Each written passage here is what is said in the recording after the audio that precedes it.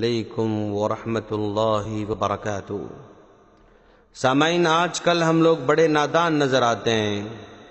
اگر کہیں ایسا سیمینار یا پروگرام ہو رہا ہو جس میں مالدار ہونے کے طریقے بتائے جا رہے ہوں تو ہم بڑی تعداد میں وقت سے پہلے ہی جمع ہو جاتے ہیں۔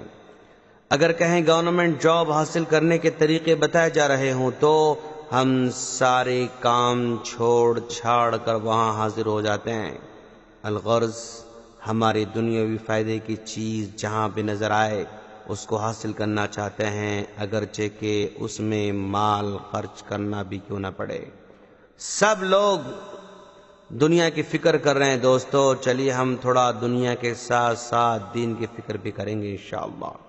صحیح مسلم ایک واقعہ اس طرح آتا ہے، حضرت معدان بن ابی طلحہ رضی اللہ تعالیٰ عنہ کہتے ہیں کہ میں اللہ کے رسول صلی اللہ علیہ وسلم کے آزاد کردہ غلام ثوبان سے ملا تو ان سے کہا مجھے ایسا عمل بتاؤ جسے میں کروں تو اللہ تعالیٰ مجھے اس کی وجہ سے جنت میں داخل کر دے، یا میں نے کہا مجھے ایسا عمل بتاؤ جو اللہ کو سب سے زیادہ پسند ہو تو وہ خاموش رہے۔ پھر میں نے پوچھا وہ خاموش رہے۔ میں نے تیسری مرتبہ پوچھا تو انہوں نے کہا میں نے اس کے بارے میں اللہ کے رسول صلی اللہ علیہ وسلم سے پوچھا تھا تو آپ نے فرمایا تھا اپنے نفس پر اللہ کے لیے کثرت سے سجدہ کرنا لازم پکڑو، اس لیے کہ جب بھی بندہ اللہ کو سجدہ کرتا ہے تو اس کی وجہ سے اللہ تعالیٰ ایک درجہ بلند کر دیتا ہے اور ایک گناہ کو معاف کر دیتا ہے۔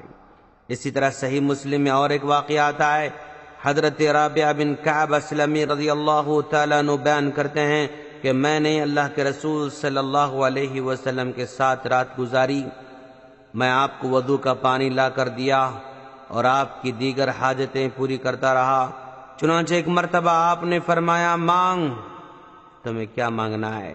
تو میں نے کہا میں آپ سے جنت میں آپ کی رفاقت کا سوال کرتا ہوں۔ آپ نے فرمایا اس کے علاوہ کچھ اور؟ میں نے کہا نہیں بس یہی۔ تو اللہ کے رسول نے فرمایا تب تو اپنے نفس پر کثرت سجود کے ساتھ میری مدد کرو۔ کثرت سجود سے مراد نفلی نماز کی کثرت ہے، یعنی فرض نمازوں کے علاوہ نفلی نمازیں کثرت سے پڑھنا ہوگا۔ اللہ تعالیٰ کا قرب اور اس کے رضا حاصل کرنے کے لیے بڑا ذریعہ یہی ہے دوستو۔ چنانچہ نبی کریم صلی اللہ علیہ وسلم نے جنت میں رفاقت کی خواہش رکھنے والے صحابی کو بھی کثرت سجود یعنی زیادہ نفل نماز پڑھنے کی تاکید فرمائی۔ اس سے بھی معلوم ہوا کہ قیامت والے دن نیک اعمال ہی انسان کی نجات کا اور اللہ تعالیٰ کے فضل و کرم کے حصول کا سب سے بڑا ذریعہ ہوگا۔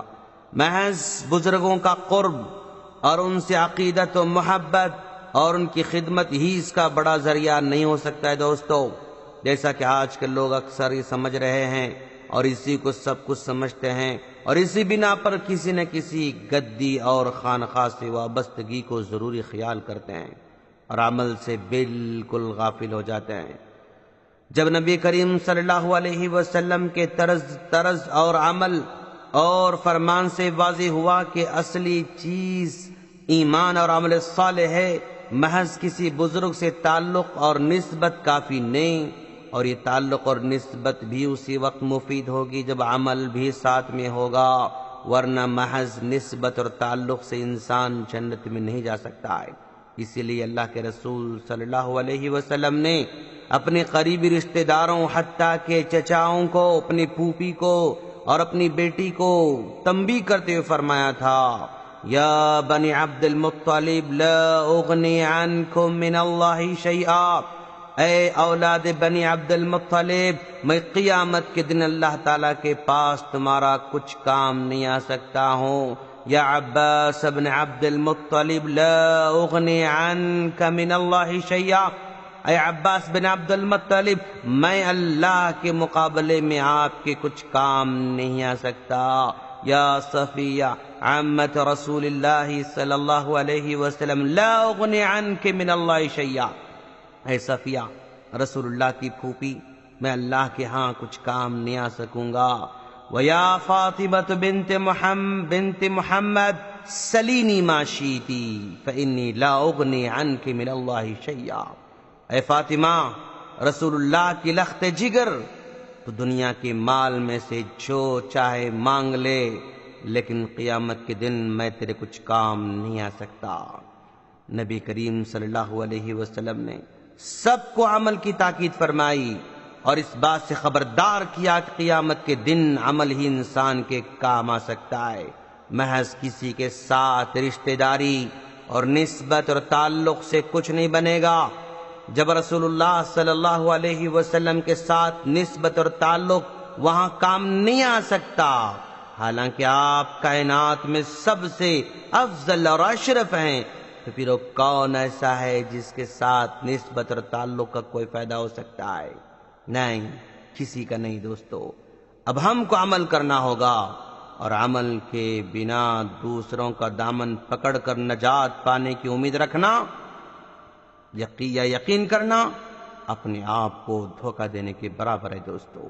ہم اللہ سے دعا کرتے ہیں کہ باری تعالیٰ تو ہم تمام کو اسلام کو صحیح طور پر سمجھ کر اس پر عمل کی توفیق عطا فرما، آمین۔